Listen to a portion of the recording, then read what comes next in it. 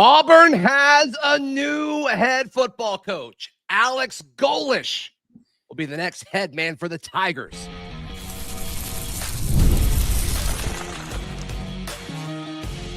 You are Locked On Auburn, your daily podcast on the Auburn Tigers. Part of the Locked On Podcast Network, your team every day. All right. Yes. Welcome on into Locked On Auburn, your daily Auburn Tigers podcast. I'm your host, Zach Blackerby. And thank you so much for making Locked On Auburn your first listen every single day, even on a Sunday morning. This is our second show already. Today, Darrell, Dapprich, Montgomery, radio legend, hanging out with us. And I think we all went to bed last night thinking it was DJ Durkin. I think we woke up thinking it was DJ Durkin. And then in a few chats that we were in, Darrell, we started getting told that it was not DJ Durkin. And then we were sent a link to a certain flight that I don't believe is left yet. And then I think everything else kind of pointed to, Alex Golesh is absolutely in play here. Then you see the Arkansas report, because he was kind of linked to Arkansas. Arkansas goes a different direction. Alex Golesh, by several reports now, will be Auburn's next head football coach. Yeah, I think that this was just all the twists and turns. Look, any time you make a football coaching hire, you're never going to have – it's very rare that you get the support of all the masses, that everyone's in play, everyone's excited about the hire, everyone's on board. But I think – that going to bed last night thinking it was Durkin, there was a lot of people that seemed to be a little bit concerned about that and felt like Auburn was settling. And then this morning, some things start to flip a little bit. I like the hire. We started talking about him 2 days ago. I liked, the couple of the other candidates that were mentioned. But he is definitely, Zach, a coach that's very much on the rise. He is very, very well thought of as an up-and-comer. Obviously, Arkansas wanted to hire him. I know that he was in the mix, definitely for Ole Miss. Yeah. And so there were some very, very reputable national reporters in the press box that I was sitting next to that told me he was Ole Miss's next coach. So it's always nice to get a sitting head coach, even if it's a group of five that other schools wanted, that other Power Five schools wanted. And he comes from this coaching tree of incredible offense. Guys, let's look at this real quickly and what he's done at South Florida, who is a extremely, extremely doormat program. And he made them respectable, 7-6, and then wins 9 games this year. He's a program builder. He's an innovative offensively. And I really like this hire. I do. And in light, especially, I think things look better too. Let's be honest, they're a lot more attractive and a lot more desirable when there were some alternatives out there that people weren't happy with. So, that's where we're at right now. Yeah, and I do think some of what might have been the more likely options last night, that might be adding to some of my enthusiasm with this hire, because I do like the upside of this more than if it would have been DJ Durkin. So I think some of of my excitement is that it's, not us hiring, a coordinator and kind of potentially keeping some of the same culture stuff. Now I assume DJ Durkin will be retained, or at least Auburn will aim to retain him, which I think when you have an offensive coach like Golesh, I think that makes sense. That's what we've talked about. If Auburn were to get Brom or Dillingham or, whatever other offensive coach, where it made more sense than if they were getting a defensive coach like Summerall. Like, I actually think that makes more sense if your goal was to retain Durkin. It appears that it's going to be a 6-year deal, according to some of the reports coming out, which I think is pretty standard. I don't think that's too unusual. But yeah, a 6-year deal, according to ESPN for Alex Golesh. So I want to reiterate, Zach, and I want you to comment on it, because I want people to understand, to look at this a little bit with perspective and a little bit objectively. No matter what happens when you're a fan of a particular school and you hire a coach, unless you're LSU hiring Lane Kiffin or Alabama hiring Nick Saban, there is always going to be blowback and pushback. No fan base is going to be unified or happy with this. If Summerall would have been hired, people would have been upset. Now, this is on par with Summerall, but there's some things and some contingencies upon this that actually make it probably a little bit more attractive. And me saying that as someone who's been a John Sumrall fan from the beginning kind of lends itself to that. There would be detractors if it was Durkin, right? I mean, so no matter what you do, you're not going to please everybody. I think you have to look at what's best for the program, and you have to look at potential. Ceiling, I think you mentioned to me previously this week that you felt like the ceiling and the floor for Golesh could be higher than people want to give it credit for. Yeah, I mean, I think that's why it's appealing, right? Is can Auburn get one of these, young up and coming offensive minds, and a lot of people strike out with them, and then there's a few that strike gold, and that's why these hires keep happening, is because you see other people striking gold, and you just want to kind of keep swinging until you hit one, and you hope that you do hit one. I mean, his track record is solid as an offensive coordinator in the SEC, which I think is super important with this, with what he did at Tennessee.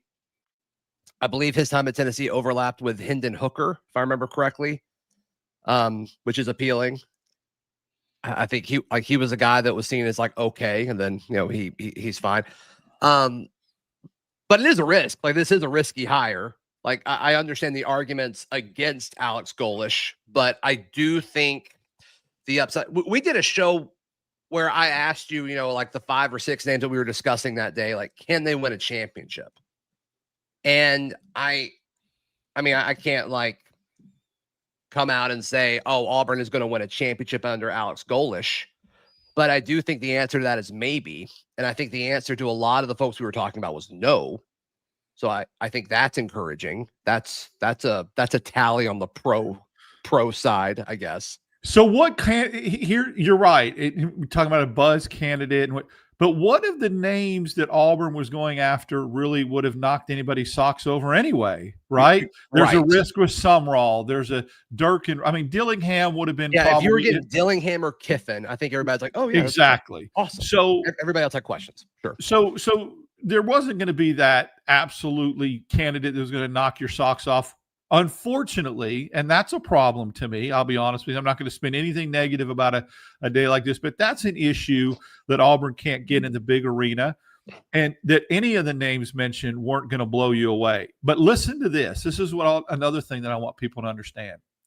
This hire, to me, and it may prove itself out to be that I'm totally wrong or that I'm vindicated in this, really feels a lot like when Tennessee hired Heupel. He's a Heupel disciple that coached in the SEC as an offensive coordinator under Heupel and was very successful. When Tennessee went out and hired Heupel, where was Heupel the head coach at the time? UCF, right?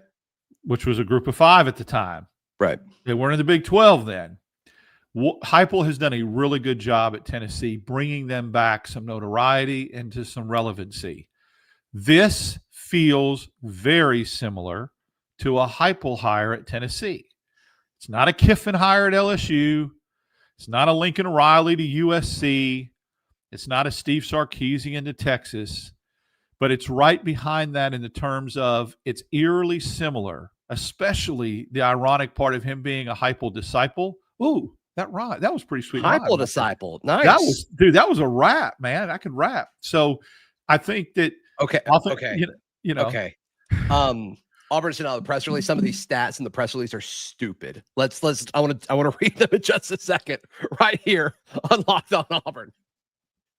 Today's show brought to you by our friends at FanDuel. FanDuel is America's #1 sportsbook right now. If your first $5 bet wins, you get $300 to use throughout the app in bonus bets. Very, very fun stuff. Obviously, conference championships are next weekend, as well as the college football playoff right around the corner. And we've got all sorts of fun stuff going on in the sporting world. Get in on the action at FanDuel. Visit FanDuel.com to make that first $5 bet win, and you get $300 in bonus bets to use throughout the app. FanDuel, the official sports betting partner of the NBA. Thank you so much for making Locked On Auburn your first listen every single day. If you're just joining us, Auburn is hiring Alex Golesh to be the 33rd head coach in program history. Auburn just sent out the press release, and I'll get to some other stuff in a second. His offenses have consistently been among the nation's most productive and highest scoring, averaging more than 35 points per game and 450 yards per game during his time with the Bulls. This year, the UCF offense ranks number 2 nationally in total offense with 501 yards per game, number 5 in scoring with 43 points per game, and has posted 500 plus yards in 8 of its last 9 regular season games. South Florida recorded the top 2 passing seasons in program history with Golesh at the helm in 23 and 25, while quarterback Byram Brown became just the 12th 3,000-yard passer, 1,000-yard rusher in FBS history this year. It's pretty heady stuff, and I don't care. And I don't care if it is Group of 5; it's still FBS football. He's still doing it with Group of 5 talent versus Group of 5 talent. Exactly. Right? I start to think about the possibilities of what he could do with this receiving core that might come back, and Deuce Knight, and what kind of running backs. I mean, there's just a lot of. I got a question for you. I wonder what Brian Batty thinks about this, because didn't he play for him? It might have been too long ago, Darrell. I think he came to us 3 years ago, Zach, and Golesh has been there 3 years. So, I mean, it'd be interesting to see. Yeah. And he did some great things at USF when he was there, which was why he was desirable for Auburn to get him in the portal. Yeah, maybe so. Interesting. But yeah, those offensive numbers are sick. And it's kind of a cool concept to think about Durkin just being left alone like he was when Hugh Freeze was the coach, and having to do nothing but worry about the defense, and having kind of an offensive guru to handle the offensive side of the ball that is obviously a lot more plugged in than what we thought happened last time Auburn made a head coaching decision. Yeah. So Daniel asked, has Golesh coached in the SEC? Great question. We mentioned it just a second ago, but let's go into more detail. He did coach at Tennessee under Josh Heupel, and then left from Tennessee, being the OC at Tennessee, to get the job at South Florida. So this is part of Auburn's presser. Before taking over USF, Golesh spent 2 seasons as OC and tight ends coach at Tennessee, engineering one of the most dramatic offensive turnarounds in the nation. The Vols climbed from 108 nationally in total offense before his arrival to number 7 in 2021, and then number 1 in 2022. So that was Hendon Hooker. His 2022 unit led the country in scoring, total offense, yards per play, and points per possession, and was the only offense in the nation to average more than 300 yards passing and 200 rushing yards per game. He coached Blitnikoff Award winner Jalen Hyatt and Maxwell Award finalist Hendon Hooker, both of whom shattered school records. For his efforts, he was a finalist for the Broyles Award. I think that there's a lot of people, too, making the comparisons, let's just be honest, to being concerned about this with Brian Harsin, and saying that Brian Harsin had success at Boise State and he was a great Group of 5 coach. I think the difference to me is what I just mentioned about the Josh Heupel coaching tree, and the fact that Golesh was an offensive coordinator in the SEC.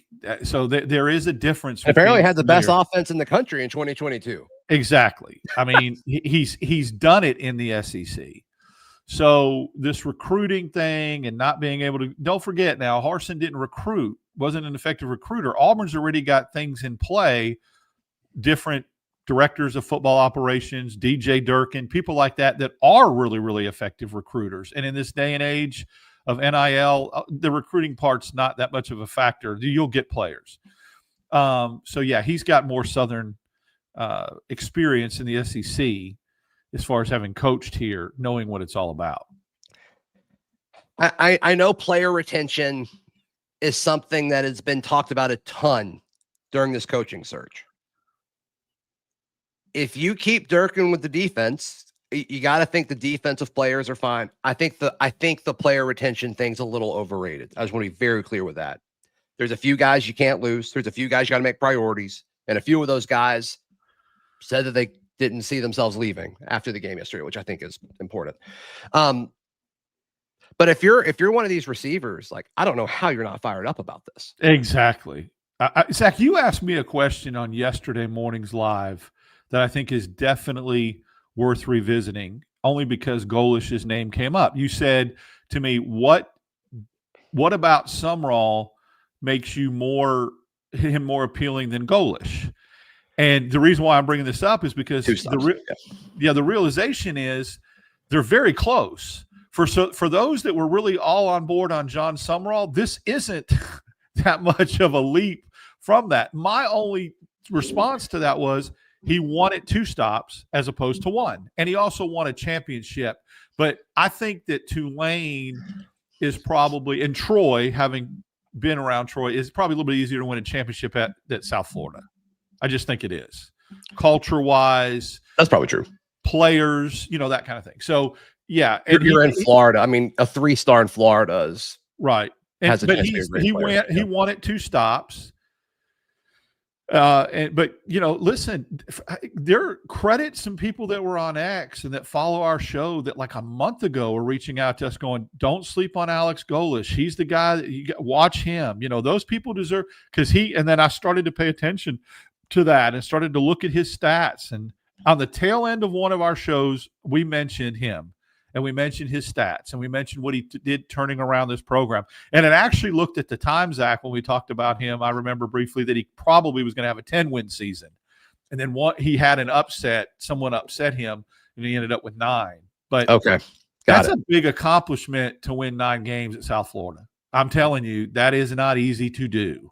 And, so I saw a tweet, one of those tweets like that people were saying how we turn things around. Actually, might have been you when we recorded this morning show. Talking about how they had won just 3 games the year prior. Right. But so once again, I'm just reading the presser. Under Golesh's leadership, the Bulls recorded 23 wins over the last 3 seasons, including a 9-3 mark in 2025. Prior to Golesh's arrival in Tampa, the Bulls had won just 4 games over the prior 3 seasons. So they won 4 games in 3. That's what that says, right? Yeah, I thought they won in 3 years. I thought they won 3 games the year before he got there, or maybe they were 2-10 the year before he got there. So maybe that, but that tells me they had back-to-back 2-win seasons. You can pull it up. If that's the case, that's even extremely more impressive, because I thought it was a 3-win season. It might have been a 2-win season before. Yeah, earlier in his career, he was at Illinois, and they had won 2 or 3 games, and then he helped them get to back-to-back bowl appearances or whatever. So he's got a tendency of taking over bad programs and then them getting better. So that would have been, so he started 23. Yeah. So in 2022, they won 1 game. Wow. In 2021, they won 2 games, and in 2020, they won 1 game. Oh gosh! So the 3 games that I saw were he gets 2 years there in combined. 23. 3, 4, 5, 6. They won 7 games, 6 games, and they won the bowl game. Yeah. So 4 wins in the previous 3 years before he got there, and 23 wins in the 3 years after he got there. That's a significant turnaround. I don't care what level of college football you coach, at an FBS school to have won 4 games in 3 years and then win 23 in the 3 years after that, go plus 19. That's pretty impressive. Yeah. I'm kind of surprised at the negativity of this. I'm not gonna lie. I am too. But again, I think it's because either somebody had their mind set on somebody else, or there's people disappointed that Auburn didn't get in the arena with the big boys. And I get that, the Dillinghams, the Lincoln Rileys, but it's where Auburn is right now, unfortunately, with the way things are set up. And I do believe that when you look at, again, how many of these people that are upset about Golesh would have been over the moon about Sumrall? And if that's the case, and I'm speaking honestly and owning this and wearing this. Okay. I'm not ducking and running and hiding. I wanted Sumrall. He was my first choice, but I am very, very much on par and encouraged and feel like there is not that big of a difference between Sumrall and Golesh. So if you were all in on Sumrall, what is it about Golesh that has you upset? Because they're not very different except one more stop.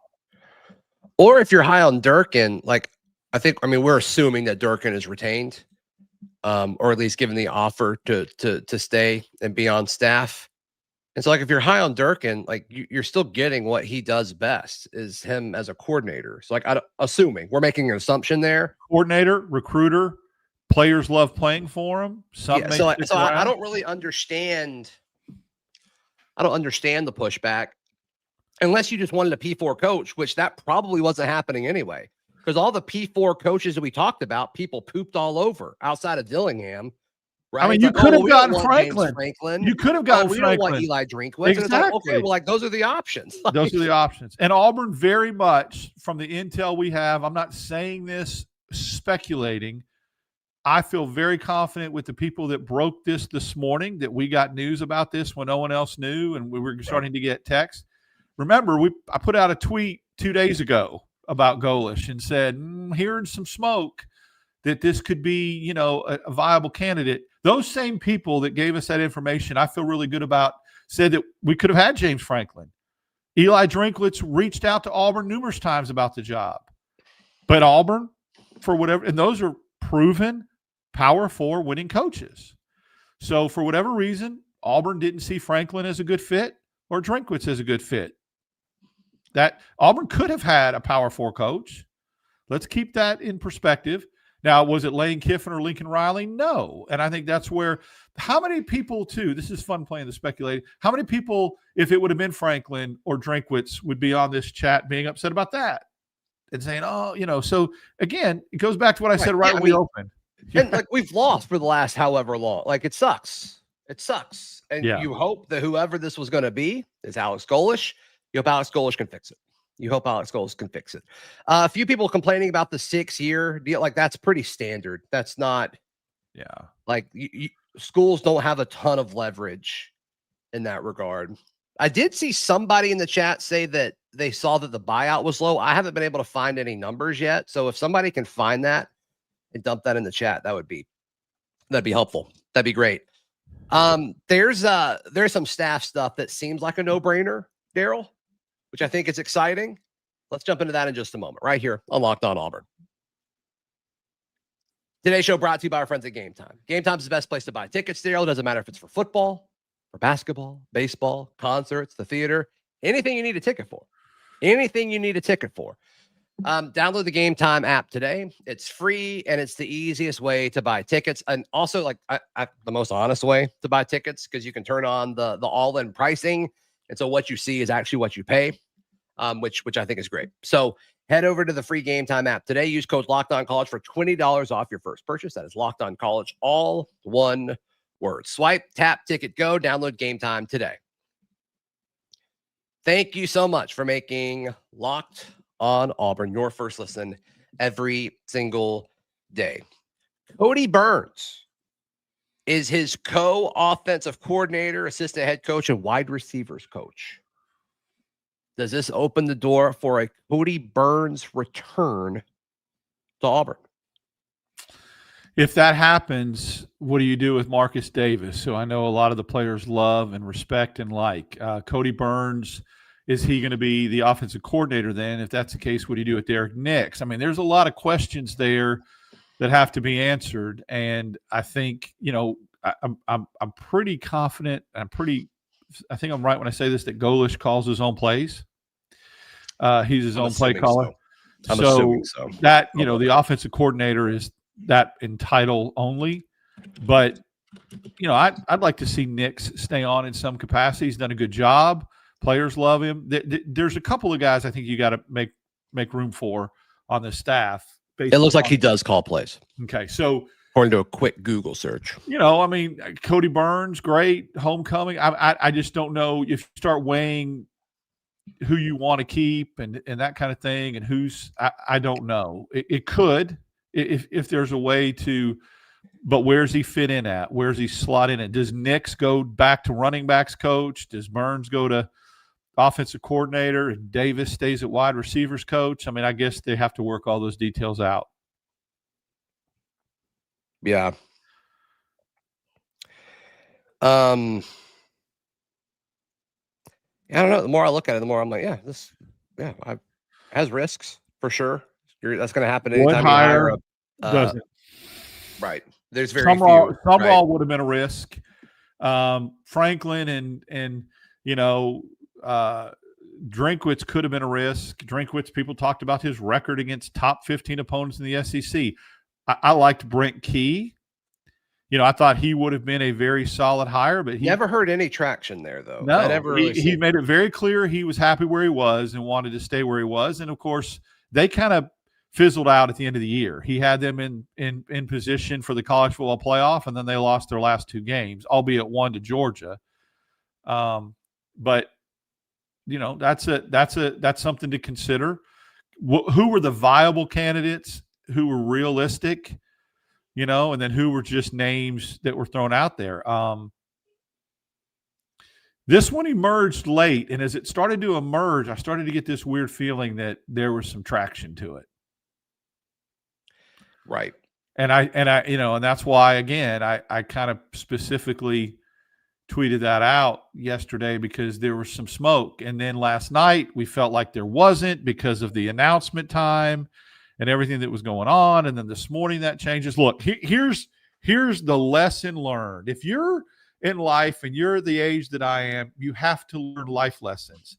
I have learned that in any of these coaching searches, you just never really know what the bleep's going on. You think you do. You get information.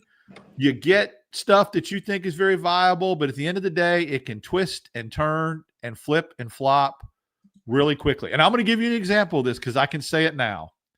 In the press box last night, I was sitting next to Chris Lowe, noted ESPN reporter, writer, has his finger on the pulse, his phone was lighting up like a Christmas tree last night with the texts he was getting from people in the industry about coaching hires. And I just happened to say, and I can say it now because it's over, hey, what are you hearing? What do you think, is going on? And he had Durkin as the guy that he felt was coming to Auburn, Summerall going to Florida, and Golesh going to Ole Miss. But he looked at me and said this, ask me again tomorrow morning and it can completely change. I think that's it in a nutshell. Yep. It's fun to speculate. It's fun to have names. It's fun to have hot boards. But once again, this coaching hire proved the name that was made the most sense, that we heard the most often, that we heard early on, ended up not being the hire. All right, let's pivot to the John Cohen aspect of this. Okay. Because, man, it really looked like he dropped the ball there for a minute. Yeah. Because, I'm prepping this morning, like, okay, how am I going to react to a DJ Durkin hire? Because I like DJ Durkin, and I see the argument for why it would work, but it looks terrible if he's announced today. And so I'm thinking, man, like, it's not DJ's fault that I feel this way. It's John Cohen's fault that I feel this way. Because there was some section of like discussion that it was going to be DJ Durkin no matter what. And I'm like, I just don't believe that, because you would have hired him last week in case he did lose the Iron Bowl. Right. And so the associate head coach thing getting put on him. Why do you do that if 4 days later you're going to make him the real head coach? Yeah. And the fact that it didn't leak until minutes before the team meeting that was held at 10 o'clock Central Time. Good for him. Like I don't love how it got to this point, but there's a chance this was a plan all along. I doubt it, but there's a chance that it was. I believe that Summerall was a very, very viable candidate and that Cohen targeted him early, and then Cohen had Golesh right there because he felt like they were very, very similar. They were similar hires. They were similar risks. They were similar resumes. And I think Summerall being more of a local guy, state of Alabama, having got it done at 2 places, probably.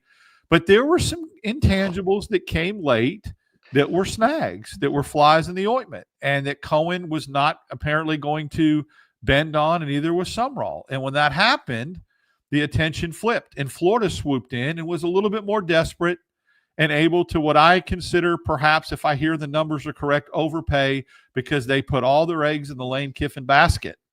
Where Auburn didn't put all their eggs in one basket. They had Summerall, they had Golesh, they had Durkin, right.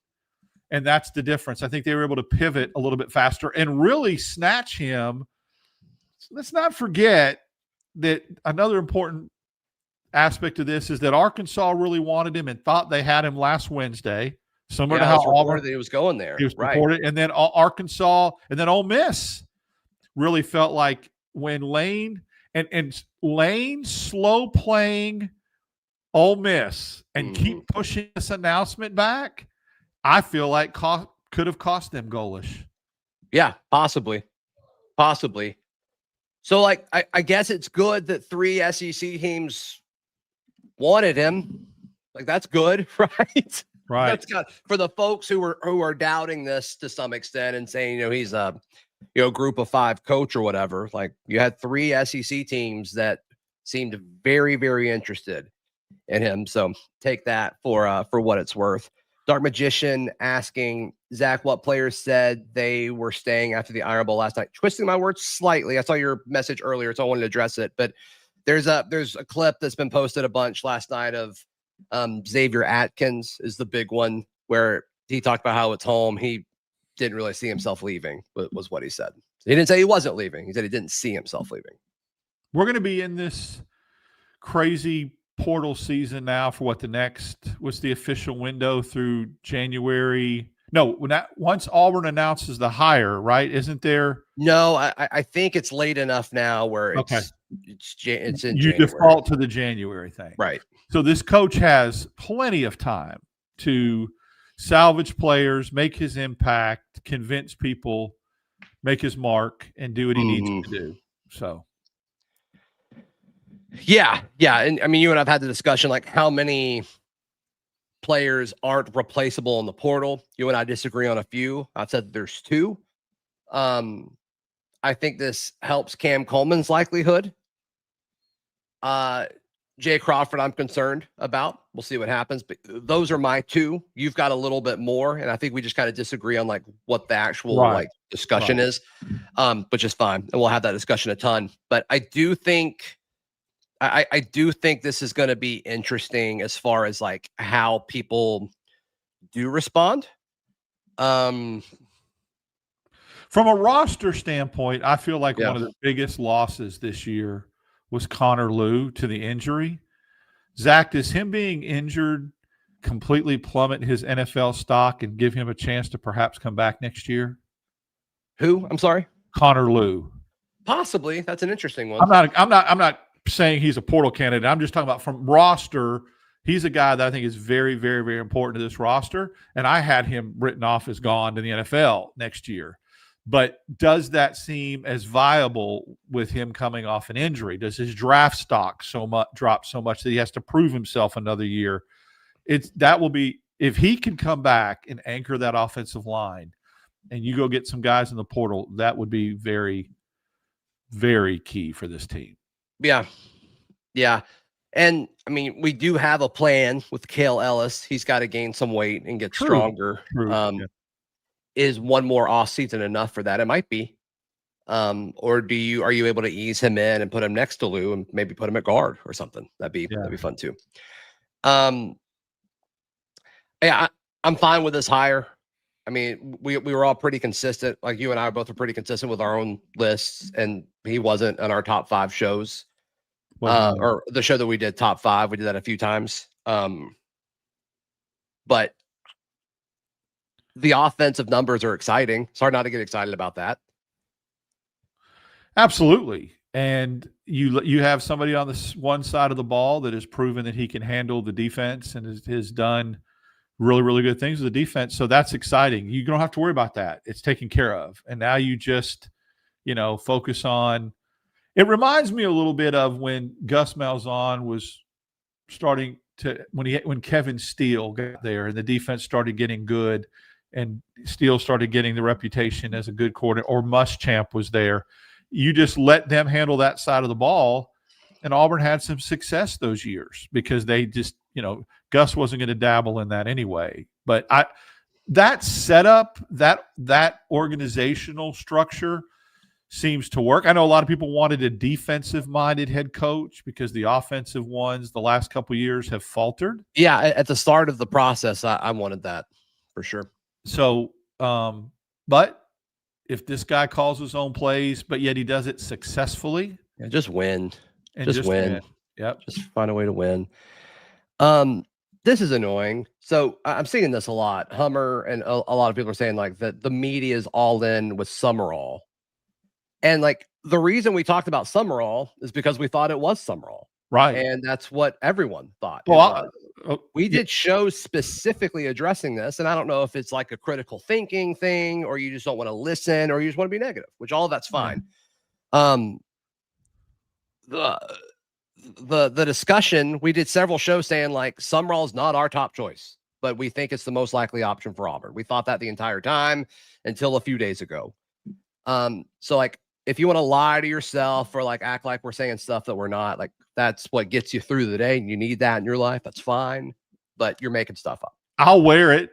I was in all on Summerall. So what? I mean, that's not the flex that because you thought that's what was going to happen, or because that's who you wanted the most. Two factors. I thought that's what was going to happen, and I also had personal, up close experiences with John Summerall when I did some stuff for Troy. So it's hard to separate that when you really like the person. Where was he on your list when you did our top 5 thing? I believe 3. He was 3 for me as well. Oh, I can tell you exactly. It was Dillingham, Braum, Summerall. That was my top 3. So to say mine was Dillingham, Drinkwitz, Summerall. So to say I was all in is disingenuous when he was my third choice. Yeah. But I was excited if he would have gotten the job because I liked the guy and saw what he did up close. And it was impressive. Yeah. So I guess that sometimes it's hard to separate emotion from logic, but so what? I like people get upset. I mean, they care so much, which is good. I'm glad that people care. That's a good thing. Whatever. That's a good thing. I'm glad that y'all care, which is, why Auburn's a special place, because we all care so much. How many offensive staffers do you think are retained by Alex Golesh? Wow. If I had to guess right now, I'm going to say 3. 3? Yeah. That's high. I think he finds a way to keep Derek Nix. I think he finds a way to keep Marcus Davis. And then who's the other one I was thinking of? 2. I'm sorry. I'd like to change that to 2. 2. Because there was a third that I was thinking of, but that's not viable. So you're saying Derek Nix and Marcus Davis? Yeah, I don't think Ken Austin. He was the one I was thinking of. But I don't think he stays. I don't think Jake Thornton stays. I don't think the tight end coach stays. I mean, what other offensive staffers are there? Yeah, I mean, Ben, tight ends coach. I think that's what I'm saying. Tight ends coach, offensive lineman coach. I think it's one. And I don't know who it is. If I had to pick, I would say Marcus. I'm going to say 2. I'm going to say Nix and Marcus. Yeah. The third one was Kent Austin, but I've changed my mind on that. I don't think. Yeah, and there's people talking about this in the chat about like recruiters and all that, but like who he hires, they're going to be recruiters too. So I don't know. I'm just so less worried about the recruiting aspect of it this time. And I don't know if that's too much of like a overcorrection because we went all in on recruiting last time and then we got this roster that we think is good. And then it, they just kept losing. So here's a scenario that I can think of where you can retain those 2 dudes and bring in Cody Burns. You ready? You let Cody Burns do what Kent Austin was doing to be the quarterback coach. You let Nix be the running backs coach, and you let Marcus Davis be the receivers coach, and you bring in an offensive coordinator. And it works. Numbers wise. I'm not saying, but if you want, if there's a scenario where you want to keep Nix and Davis and still bring Cody Burns home, that and still go get an offensive coordinator like a didn't something happen between Cody and wasn't that like not a clean breakup? I can't remember. Was that a Gus thing? Might have been. But the name I'm hearing the most for offensive coordinator is the Tennessee offensive coordinator. Oh, interesting.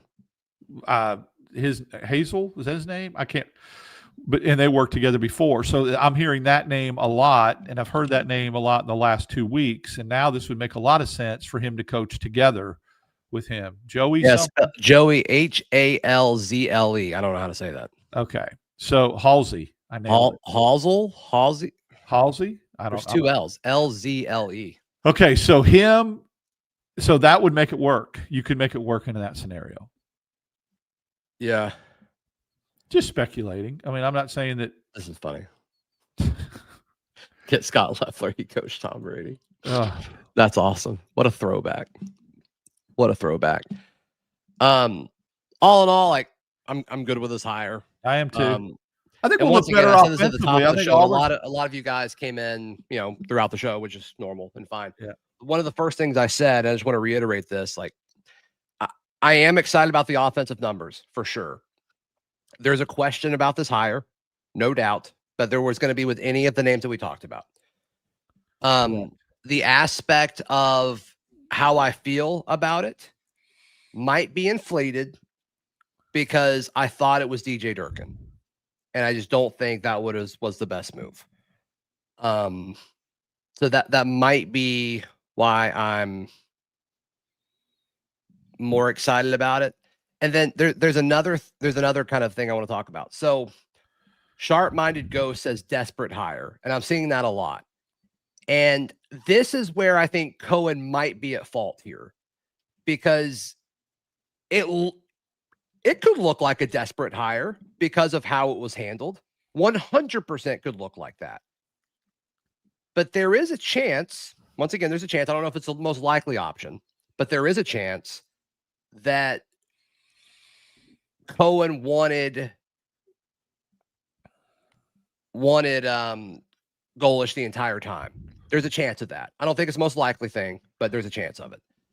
But it does, like the way the search was handled, it does look like we were reaching deep a little bit on it, but that may not be true because of how it was handled and how a lot of people made it seem like he was really pushing for Durkin. I believe at this point in the college football coaching cycle, a lot of teams are going to give off the perception of being desperate. Hear me out on this. Unless you go get the number one candidate you targeted, when you pivot, it looks like you're settling and that you're desperate. For instance, I have heard numerous times that the Florida hiring of Sumrall, if that happens, is out of desperation. They panicked.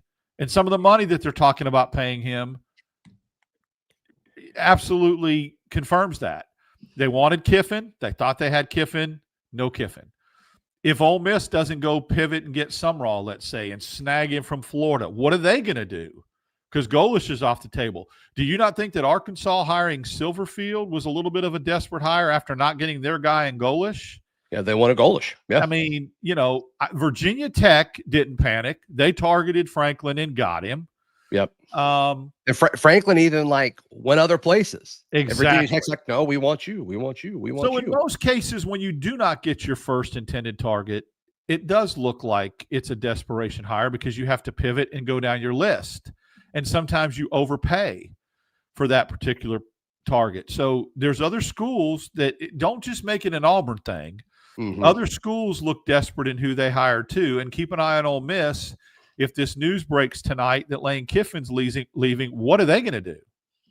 What are they going to do? Are they going to throw godly amounts of money at Sumrall to get him away from Florida? And then that would be a desperate hire. And then what does Florida do? Do they go and tell Drinkwitz, I'm going to pay you $2 or $3 more million than Missouri gave you? And then that's a desperate hire.